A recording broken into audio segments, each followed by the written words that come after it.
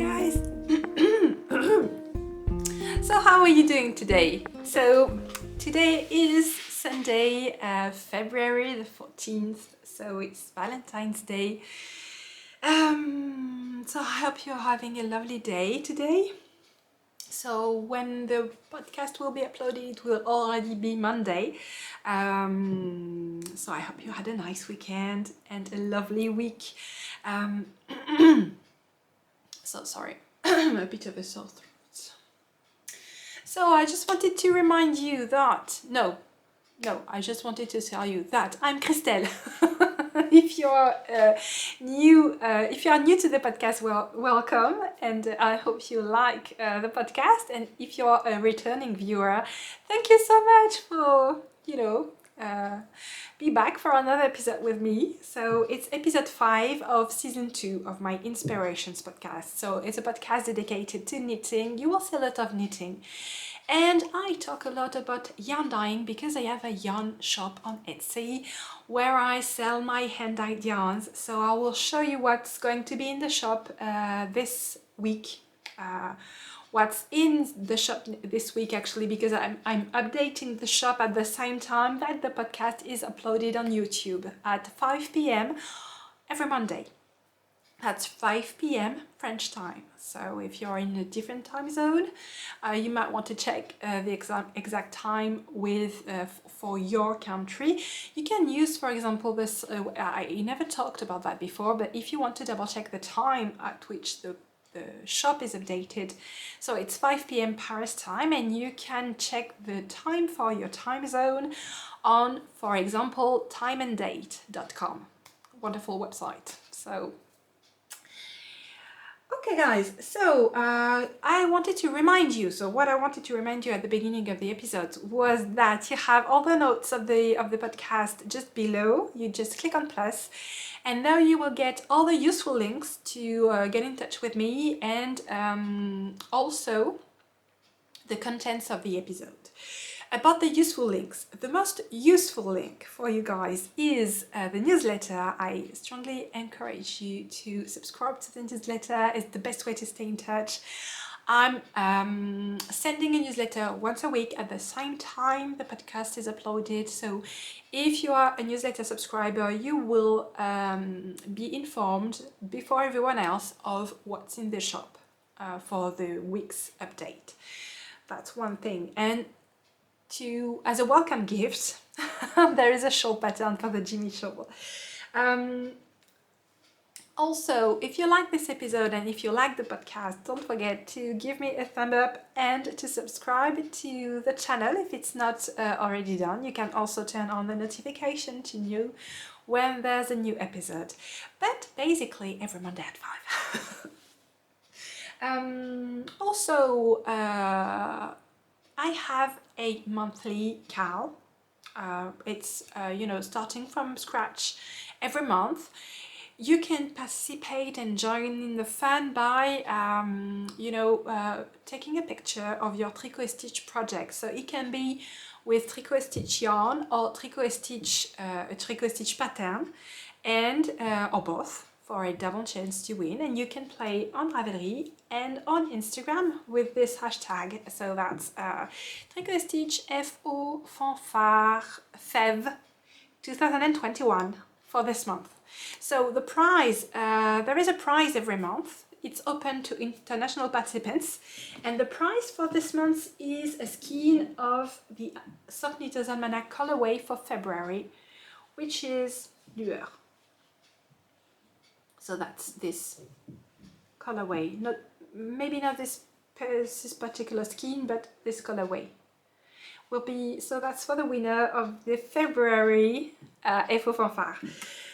So you can play along, both on Ravelry and Instagram. And if you play on both, you have again a double chance to win. So that's so cool. I'm checking my notes. Okay. Oh yeah, I have such good news for you guys. I have a wonderful piece of news. So I need to get my paper. Maybe I should take my glasses as well. I'm super happy to let you know that I'm starting today for you guys on Monday. From Monday, you will be able to, if you are living in Belgium or Luxembourg or Spain or the Netherlands, you will be able to select a new shipping method, which is Mondial Relais. You can, I don't know if you are familiar with Mondial Relais, but instead of receiving your package at home, you can pick up in one of their numerous partners and pick up your package from the shop, from the Mondial Relais shop. Well, it's not necessarily a shop by Mondial Relais, but it's a shop that partners with Mondial Relais. So the fees are significantly lower for you guys. So that's why I'm so excited about that. Because for Belgium and Luxembourg, it's the same price as for France. So that means for you guys, I can offer free shipping over 70 euros if you choose Mondial Relais as a way of shipping.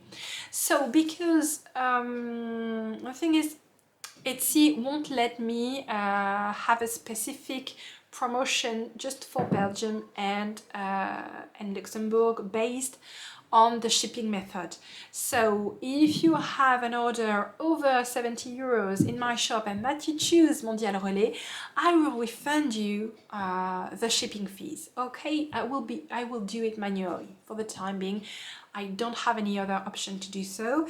And for Spain and the Netherlands, it's a bit more expensive than for France, but it's completely reasonable because, for example, for a package up to 500 grams, that's the equivalent of 4 skeins, the shipping fee is €6.80 for Spain, and for the Netherlands it's even cheaper, it's €5.55, so that's so cool.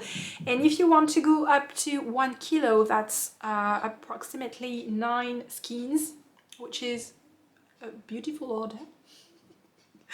Then it's €7.20 for Spain, so €7.20, and for the Netherlands it's €6.05. So it splits the shipping cost by half actually, so that's a super good news. Super good piece of news. Okay, so I'm going to put everything in the shop, and I will add a comment on the shop home and on the product listings. But I just wanted to share that with you. I'm super happy about that. And for Spain and the Netherlands, I will also offer free shipping, but I think it would be over like 80 euros for 80 euros for the Netherlands and 90 euros for Spain. That will be free shipping. I'm going to write that down. Okay. And then if you live in Germany, Italy, Portugal and Autriche, Österreich, I mean in German, but I don't remember the name in English. Well, the country just below Germany, above Switzerland, Autriche. Okay, I will put that there. Sorry about that, guys. Okay, so if you live in one of those countries, including Belgium, Luxembourg, the Netherlands and Spain, there is an option to get the package delivered directly to your door, and it's still less expensive than my usual shipping solution. So that's still Mondial Relais, but shipping to home and not shipping to a Mondial Relais partner shop. And I'm going to give you, for example, for Germany, Belgium, Luxembourg, the Netherlands, so that's to your door, it's only €9.50, where it was €12.90 for my regular solution, and I lowered the fees to €9.90, so it's a tad less for you guys, it's a bit more less for me, so that's cool. For Spain, it's well, it's the same, it doesn't change basically for me it changes, but not for you guys. And same for Italy, Portugal and Österreich. It doesn't change for you because it will still be $9.90, but for me it's a bit cheaper. So just so you know, that's also a possibility. But okay, so I'm still looking for new ways to lower the shipping fees for you who are based in in European countries. I'm aware that the shipping fees are quite a lot, quite high, but yeah, for Belgium, Luxembourg, Spain and the Netherlands, it's super good news. I hope you are happy and that you will buy a lot of yarn at Tricot Stitch. So this will be effective starting today, Monday. Okay, that's it for the shop news. So I wanted to share with you a bit about my work in progress, because I had kind of a rough week actually, because on Wednesday, so maybe if you are a regular of the podcast, you might already know that I am a mom of 4 kiddos. So my eldest is 13 and my youngest is 2.5. And that's 2 girls, and in between I have 2 boys who are 10 and 7. And my second boy, Constant, who is 7, was very sick on Wednesday morning, but like without any warning, without any prior symptoms. It was very brutal. Like at 5 a.m. in the morning, he was completely sick. He had difficulties to breathe. He was coughing a lot, and it was super scary for him and for me, because he really had trouble breathing and he was coughing so much. And I mean in those times I had all the red lights going like off like this, because I thought, oh no, COVID. And so on Wednesday, so we were up at like 5, and then fortunately I didn't have anything at hand, but useful tip. I don't know from where I was reminded of that, but in the midst of the crisis, I just took him to the bathroom, put the hot water on, and it fogged the room, and the vapor helped him calm down and manage to breathe more easily. So when you don't have anything at hand, like Ventoline or things like that, it's a good way to help breathing go more smoothly. So I took him to the doctor very quickly, and it's not COVID, it's a bronchitis, but with asthma. He doesn't have asthma usually, but this time around he has bronchitis with asthma. So he has a lot of Ventoline and things like that to take, and I'm happy to report that after 24 hours of treatment, he was feeling pretty much completely okay.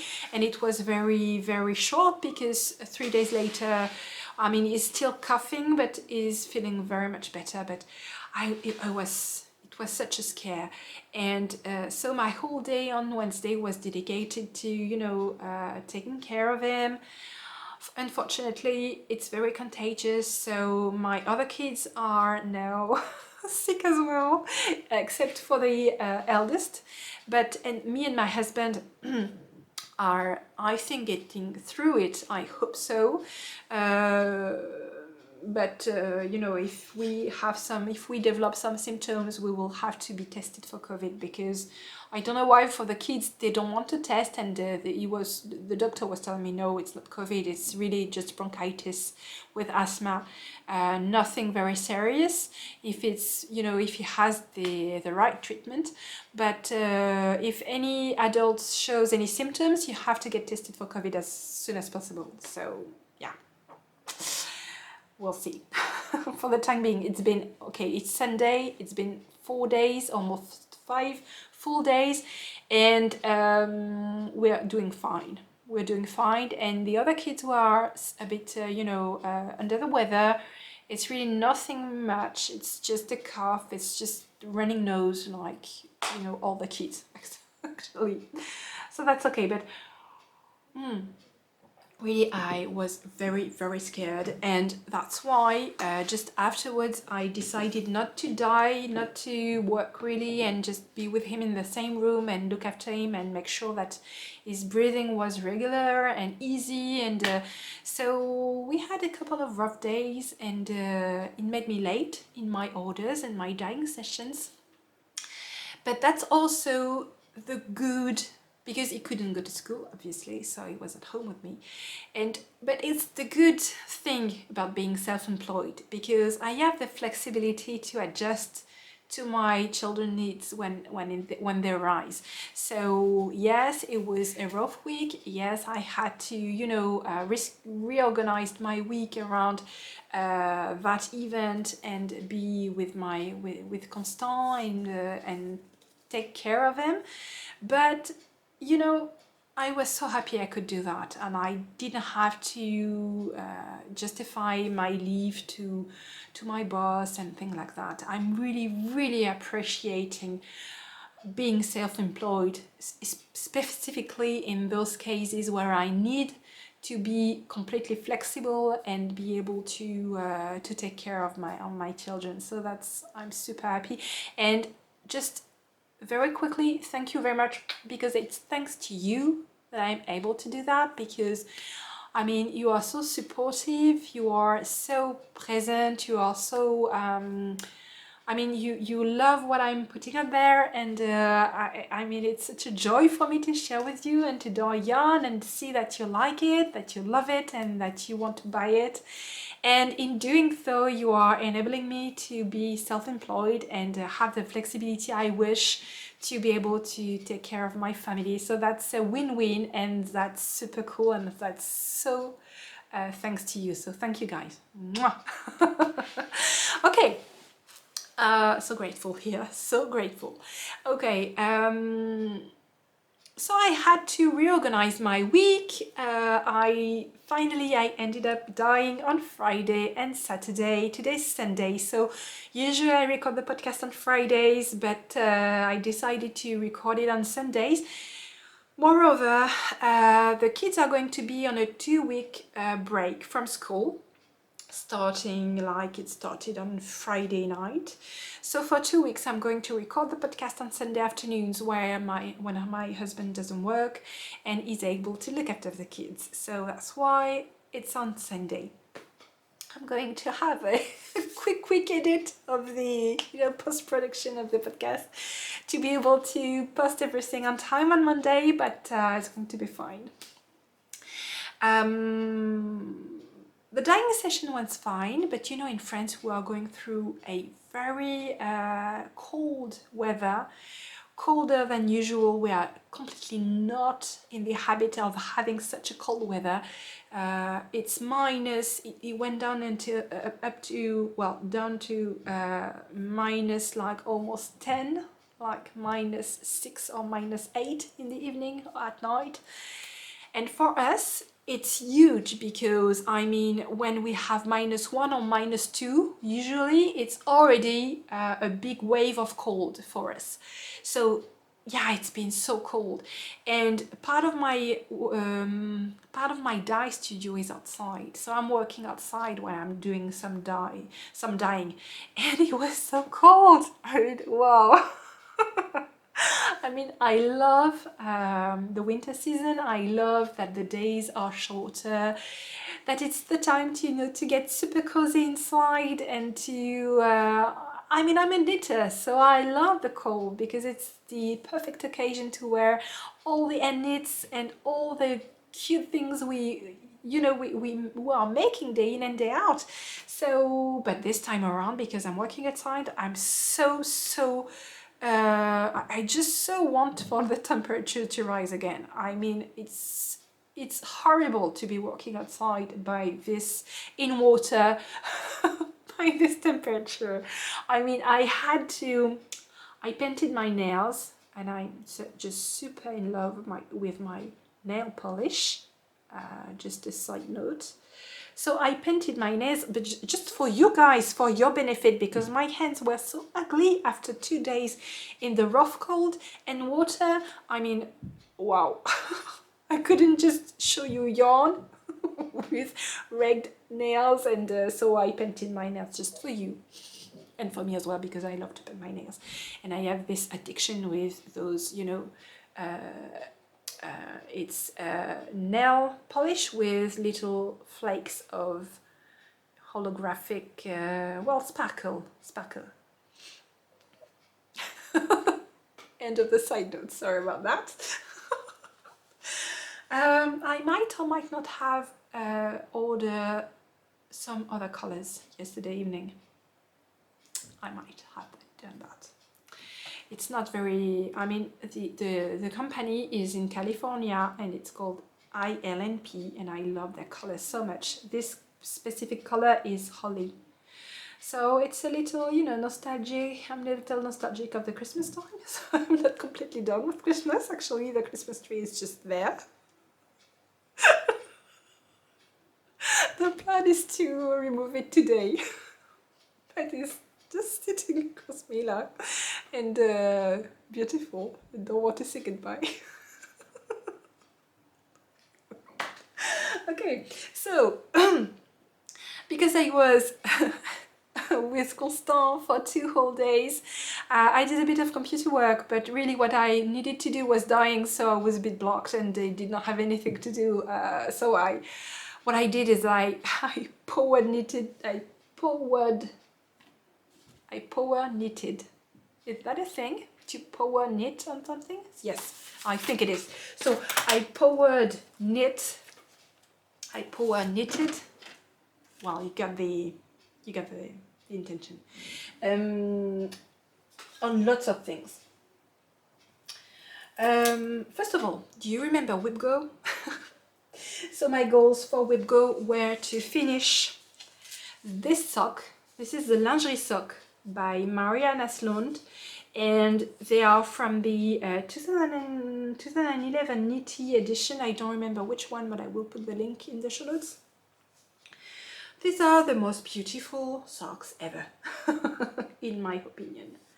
Lacy, super freak sock technique there. I mean, I love to knit socks, and I've been knitting socks for several years, but this, guys, is completely mind-blowing.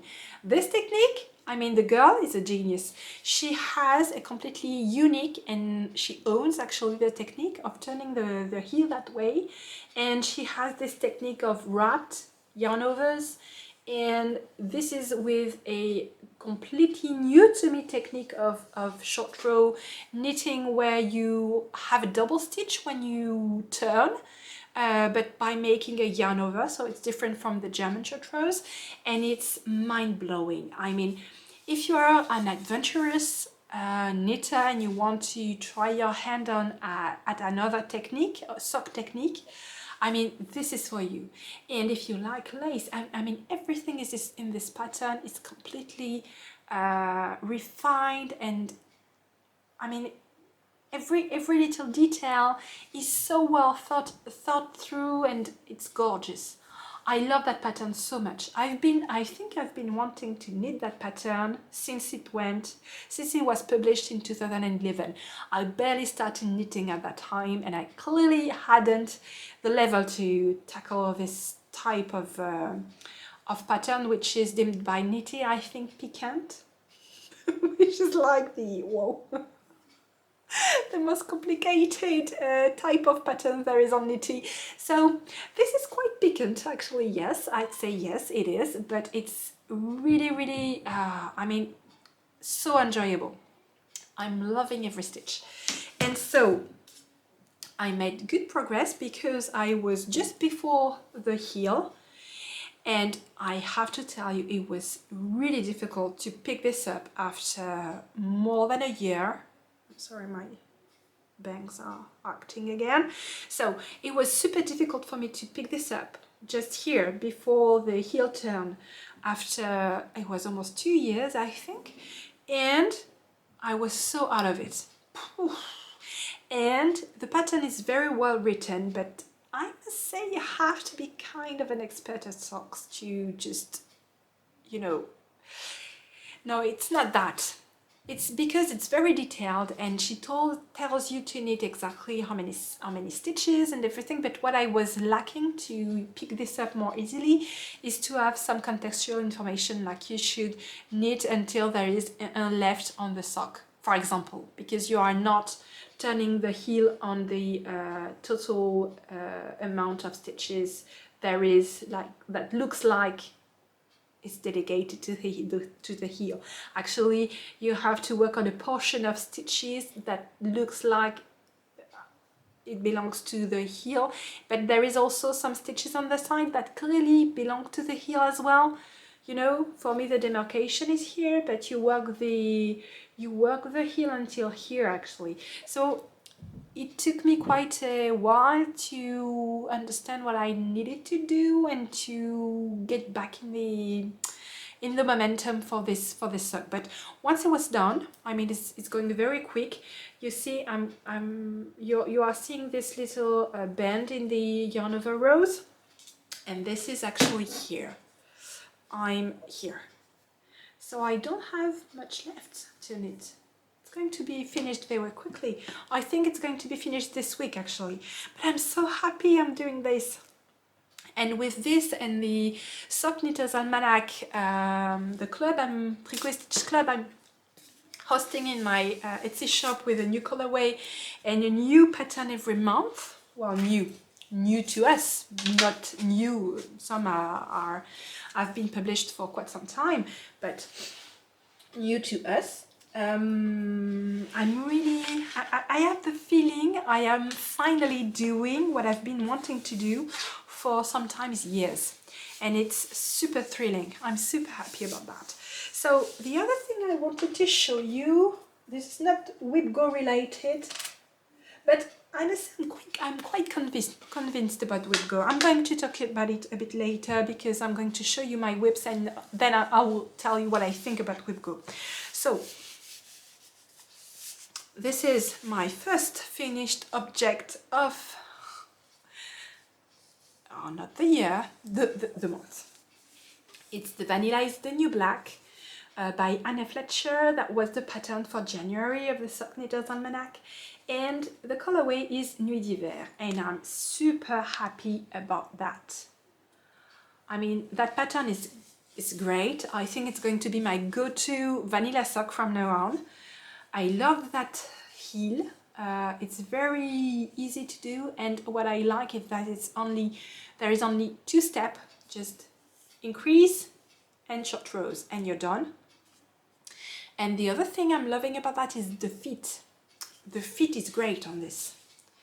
They fit like a dream, so really a great pattern, and I'm super happy I got to finally knit this because I've been wanting to knit this. I've been wanting to knit this for like years also.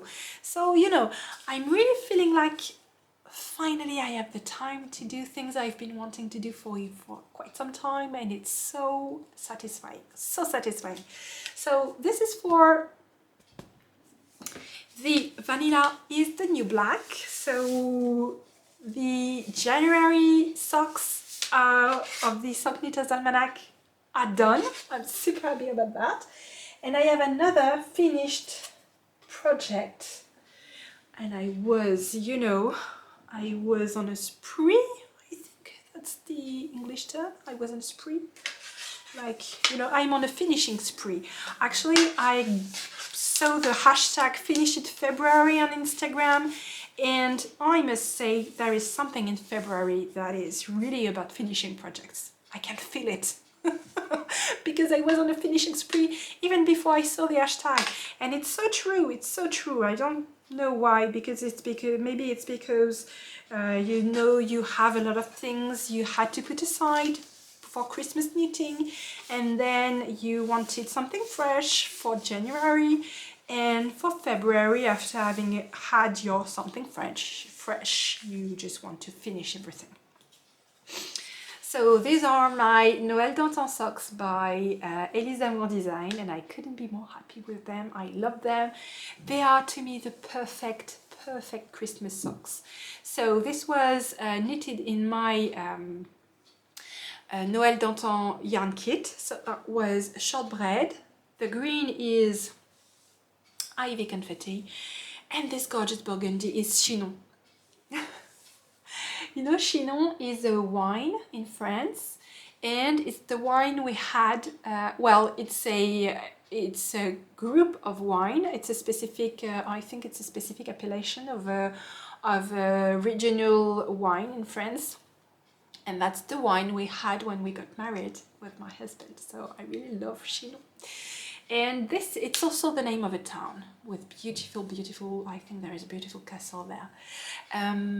Yeah, so the chinon socks. So I'm working on, you know, perfecting my stranded knitting skills. So the first sock was pretty much okay, not perfect, but okay. But this one is really ugly. The stranded knitting on this is so ugly. So I don't know what happened. Maybe I was less, you know, focused or something, but I don't know why. I don't like it at all. I hope a good wet blocking will remedy to the ugliness, and it puckers, and I don't. Well, this is quite okay. That part is fine. It's just the toe that I'm not happy with. So we'll see if a good blocking can, you know, improve things for this pattern. But I'm not despairing. Yeah. Okay. Well, I'm not giving up. I'll continue doing stranded knitting until it is perfect and I can be crowned Queen of Stranded Knitting. That's my goal.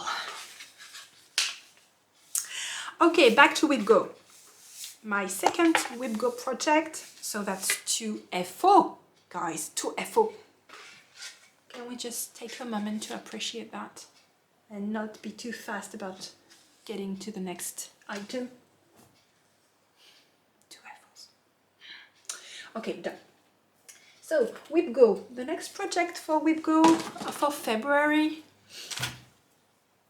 was finish the body of my love knot sweater, the one in the Modu colorway, because I have two on the needles. I have one which is completely crazy in rainbow colors, and I have another one which is more muted in the Modu colorway. So I'm happy to report that I'm done with the short rows.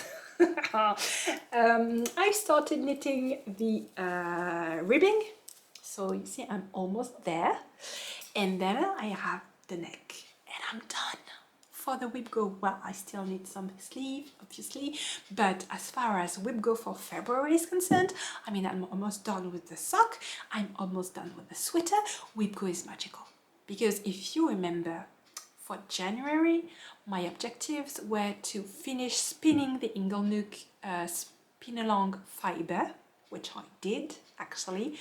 I did finish to spin it, and I finished the yarn, I cast on, and I have a new shawl on the needle that I plan to knit during the whole year of 2021. So I'd say that was a success. And then my other objective for Whip Go in January was to finish the Noël d'Antan socks. So I didn't finish in January, but in February. But I mean, it's finished. I still have the ends to weave in, but it's done.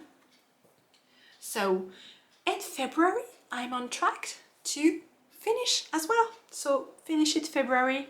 I'm telling you, there's something in the air about this. What I've not worked on at all for the time being since the beginning of the month are my February socks for the Sock Knit Almanac and the Pressed Flowers shawl, because I really want to be done with the other projects before I'm, you know, making progress on that. And because it's really the projects that are calling to me right now, the projects for February, I really want to be working on the Pressed Flower shawl and on the February socks, but I want to, I'm on a finishing spree, so I want to be done with what I have to finish, and then I will be completely free to knit on the February projects. So what I wanted to show you also, the other whips I worked on. So this is the Stranded in Toronto hat by Cindy Garland. It's almost finished. I'm, doing the decreases for the crown, but I think I'm going to rip out until this because it's too small. It's the medium size, but I think there's an issue about the sizing because you see it's really too, it's too short. I'm not even sure about the circumference. I see what it's going to be with the blocking, but it's definitely too short. I think I will add at least 1 inch of stockinette before I start the decrease, at least 1 inch and maybe 1.5 inches before I start the decreases for the crown, because obviously it's too small and I don't have a big head. I think I'm more like a medium sized. My head is like a medium size, not a large one, but yeah. And this is the other project I've been working on a bit, but guys, I must tell you that the surgery went wrong, very wrong. It went completely wrong. So I had to, I had to rip and knit again. So I will spare you the view of the completely brioche stitches and show you where it's all pretty and again like it should be. So yeah, I am not proficient enough in brioche as it is for the time being to be able to fix a decrease like that was in the previous podcast. I can fix a drop stitch like on just very simple brioche columns like this, but a decrease, an increase, no, I cannot do that yet. I will, because one day I will be the queen of fixing brioche. I have so much ambition. Okay, and the last project I wanted to share with you, I keep flipping this shirt, but my notes are in there, so I have to. If I don't have this under my eyes, I will forget something. Yeah. Well, the other project I wanted to share with you is the snow melt shawl. I made some, a bit of progress on it. I'm still not finished with the section I decided to knit in February, but I'm still making a bit of progress. And I just wanted to show you that you can, I started the next color. Well, it's not dramatic as far as color changes go. It's very subtle, but still, this is a new color, guys. It's a slightly more purple shade of grey, I'd say. Also, I think there is a mistake in the pattern, but nobody, pointed it out to my knowledge, and there is definitely no errata. But I can see a difference between the pattern and, well, the sample that is in pictures on the Ravelry project page and my project and the other knitters project. There is a row of yarn over that is missing here, and you can see in terms of width of garter stitch stripe, you have the yarn over like 6 or 8 garter stitch rows, yarn over. There should have been a yarn over row around here, and it's pretty obvious when you look at the pattern that Helen Stewart is wearing, but there is nothing in the pattern. I double, triple, quadruple checked. I went to look at other knitters projects, and because it was a mystery car, I think nobody pointed it out at the time, so I'm not going to rip this out. I decided to go and embrace the imperfection. That's okay. I don't think it's going to be completely different, although I'd like to, I have a kind of a type A personality, and I like to have things pretty neat and regular, so it kind of bugs me, but in a way that I'm willing to support, to endure. Okay, so and the next row is actually another row, and I've prepared for the beads because I want to bead that shawl. So I have my beads in two little boxes.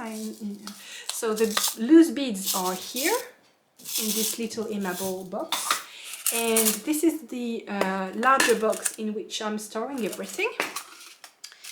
And all my beads, well, a lot of beads have been strung on this floss thread, dental floss thread, and I'm all ready for the next row with beading. So everything is neat and tidy, and I love that I'm a bit matchy, I must say, my everyday life, and it's completely matchy. It's so cute. Okay, and oh yeah, I know you want to see it again. Here it is. It's my gorgeous ball of handspun yarn by Ingenuck. Oh, hey, look. Perfection. So matchy.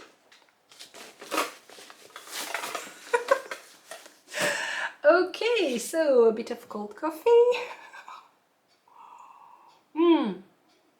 It's already 41 minutes. Oh my gosh, I need to be careful with the battery life because I already filmed the French version and I ran out of battery, and so I finished the previous episode, well, the French version on this battery, so I don't have much time left. So, what did I want to tell you about? Okay, yes, you remember maybe that I had another big ambition that was to write a weekly blog post about my weekly Ravelry Crushes. Well, I think I will remove the word weekly from the title of the blogs because it's definitely not weekly. It's more like 1 or twice a month. I wanted to tell you that there is one up on the blog, and a really good one, I might say, because first of all, Ravelry Crushes, I like to write those blog posts because I think it's a great way when you are looking to, you know, find a new project and you're lacking inspiration. It's a great way to, you know, browse, and I try to put a little note each time on each project about why I think it's a great project, and anything that I'm, you know, thinking at the time when I put it in the blog post. So it's proved to be quite useful. For example, end of December, my initial plan was to knit the Hibernate Along by Stephen West, of course. And once the pattern was released, I just had finished my slips organza, and to my test it was a bit too close and I didn't want to embark on another slip stitches adventure with, you know, well, I didn't want that. So I was looking for something to knit with my 4 colors because I was pretty much in love with the color I dyed for the for this shawl. And what I did is that I went to review all the Ravelry Crushes blog posts that I had written, actually, and I found the inspiration. I wanted to knit the Sonata or Sonara shawl, which is a beautiful pattern. Well, I changed my mind eventually and cast on for something else, but the point is, it's pretty cool to have a place to go that is not Ravelry, because Ravelry just gives you the patterns, but you don't have any context, no background or anything, or the opinion of somebody about those patterns, or like why someone found it was a great pattern. So yeah, I think it's quite useful. I'd like to know what you think, if you think it's useful. But back to the post that I wrote for last week. I forgot to share it in the newsletter, so it will be in this week newsletter. There is a lot of things happening. First of all, there is a French knitter, Solène Leroux, who is hosting a super cool knit along, mystery knit along for a sock which is called Inspiration, so I couldn't let it go, let it pass, obviously. But what is cool is that there is a bit of guided meditation with the sock pattern, so that's super cool. You can subscribe. I'm putting the link to the blog post where you will find all the patterns I'm talking about, and it starts on February the 18th, and it's both in French and in English. The other thing is Amber Brian, who is a very talented designer from Australia. He's hosting a mystery car starting on April 1st, and it's going to be 5 clues over 5 weeks. That means the final shawl will be revealed on the 6th of May, and it's a 4 different colors of fingering wet yarn in a quite like a botanical inspiration, a color palette inspired by like plants and botanical theme type of colors. So I think I'm going to offer some kits, so I just wanted to let you know about that and let you know about the mystery car. So yeah, that's it. And the other pretty cool thing that is started beginning of next month is Sock Madness. So I wanted to ask you guys, are you doing it? Are you going to participate in the Sock Madness challenge? I know it starts on March the 1st for the qualifier round. I'm not a specialist, I've never participated, but this time around I think I'm going to enter. I don't have any ambition to, you know, go to the end, because for me knitting 8 socks in 2 like months is going to be completely impossible, because otherwise if I did that I wouldn't be able to knit anything else, and I have too much going on with the shop and all. I couldn't do that, but I'm really you know, I'm really I want to follow this event like I would follow like a competition, a sport competition, and I might want to try and knit the first qualifier socks. But in any case, I'm really curious to know if you guys are participating, if you have participated in the past. The patterns are quite awesome. One of the Sock Madness patterns I've had in my queue for years again. Well, lots of socks I've had in my queue for years, but nice thing is now I'm getting to knit them. Is the Coffee Cantata pattern by Kawa Coffee, which is absolutely gorgeous, and it has lots of Bavarian, I think that's Bavarian slip stitches pattern. Well, it's a beautiful sock. I'm going to put it there. Also in the show notes I'm going to put a little selection of beautiful socks from Sock Madness. One thing to know about Sock Madness is that there is 1 qualifying round and then 7 rounds with 7 patterns you need to knit within the imparted time, which is at the beginning I think 2 weeks, but it can be shorter when you go further in the competition. To be qualified for the next round, you have to finish the pair of socks, and that gives you well, that qualifies you for the next round. There is also a I think there is also a notion of speed. The more speed you need, well, I don't think it's very English, but well, there is a notion of speed knitting also in there, mixed in there. It's the first time that I am going to follow the competition completely, and so I might have more information for the next edition, but I'm super curious about that, super excited, because you know I love socks. And what I can say from the different patterns I've seen is that it increases in difficulty the closest you come to round 7. And if you want to have a look at very intricate and complicated patterns, you can have a look at round 7 patterns of the Sock Madness. This year is the 15th edition of the competition, which is so awesome.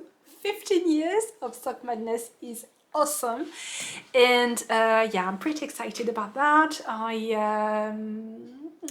think I will join, at least for the first qualifier round. I'll try. I mean, what is the worst that can happen is that I'm not managing to follow the rhythm. I mean, it's okay. At least I will have participated. I have some French knitter, very few because it's not translated to French, but a few are doing it. I'm trying to, you know, get to know who is doing it. And hopefully we'll have a nice time. It's the perfect occasion to follow Sock Madness from home.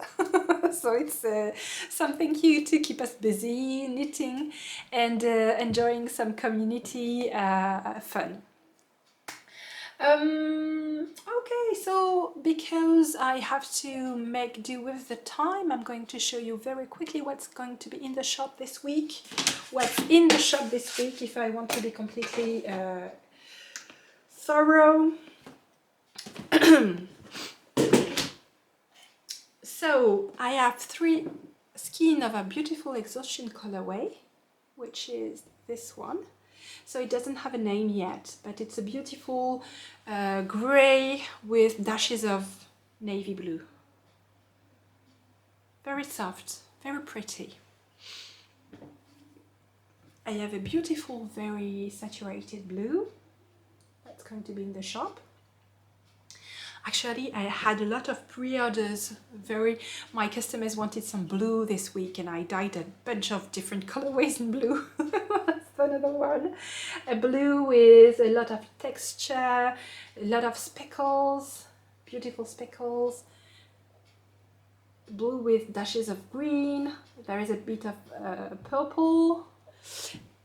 Fluorescent yellow. What you see here is fluorescent yellow, but that gives a green because it's in blue, and beautiful blue speckles as well. It's very profound and nuanced. It's beautiful. And then I have another colorway which doesn't have a name yet as well. I don't really, you know, for the colorways name, it's always at the last minute that I have the ideas about the names. So it will come to me tomorrow and I put them in the shop, which is today for you, will already be in the shop. But it's a cream colored skein with speckles of brown and red. It kind of makes me think of a Christmas cookie, but it's really not the season, right? I'm still too much in Christmas for my own good. Okay, so this is a favorite of mine, a new colorway, which is a beautiful saturated blue with teal accents, and I really love that one. That one I want to keep it for myself, but you know, it's going to be for you guys. Then I have another blue.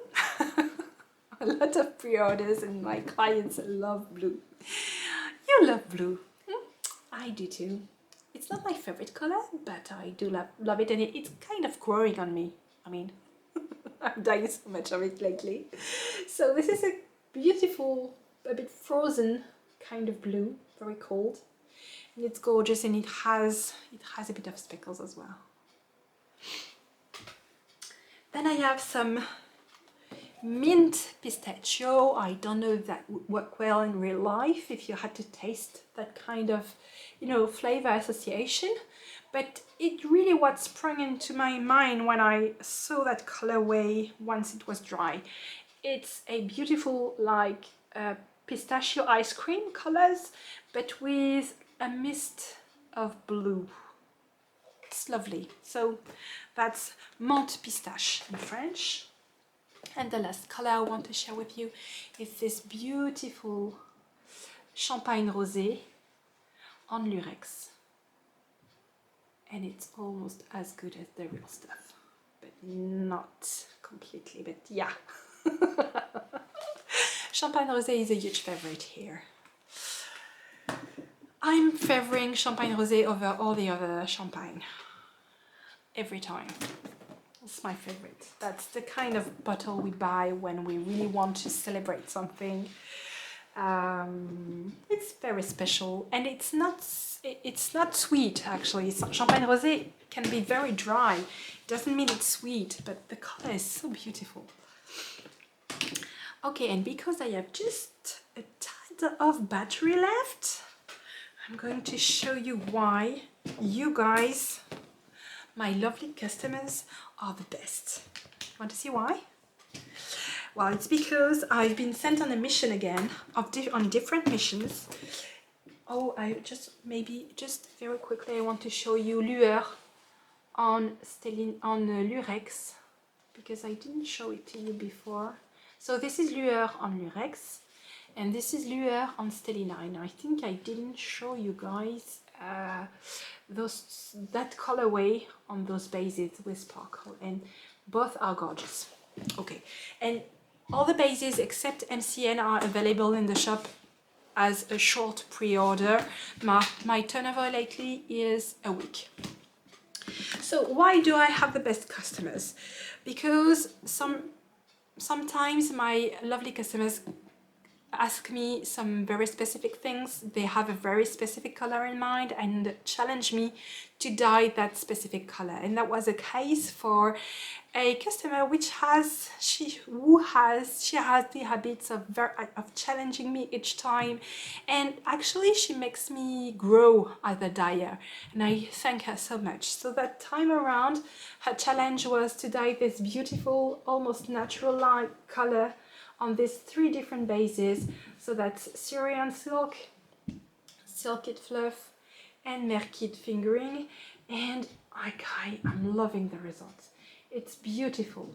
These are 3 very precious bases, and they took the dye so beautifully, and the color is exactly what I wanted to achieve, and I hope she will be pleased with them. I am, definitely. I'm so happy with that. And the last thing I wanted to show you, I'm sorry I'm going a bit fast because I know I'm going to run out of battery and I don't have another one. Sorry about that. Here's the last thing I wanted to share with you, and that's very cool because I will have shared with you everything I wanted to share with you this week. Is this gorgeous multi-textured Westfjord Wanderer kit. So that is one of the kits I have in the shop for sale. So the Westfjord Wanderer by Stephen West is this pattern. And what's noticeable about this pattern is that it uses 7 different colors. But what I wanted to do in the shop is to add a little twist about that and add, I'm dyeing 7 different bases in a very custom colorway. Each kit is different from the other. I'm not writing down recipes in there. It's completely artistic, it's completely out of the blue, in the moment kind of thing. And it's really enjoyable, so enjoyable. So this is for the lovely client who requested a Westfjord Wanderer kit in the blues kind of tones, blues and teals.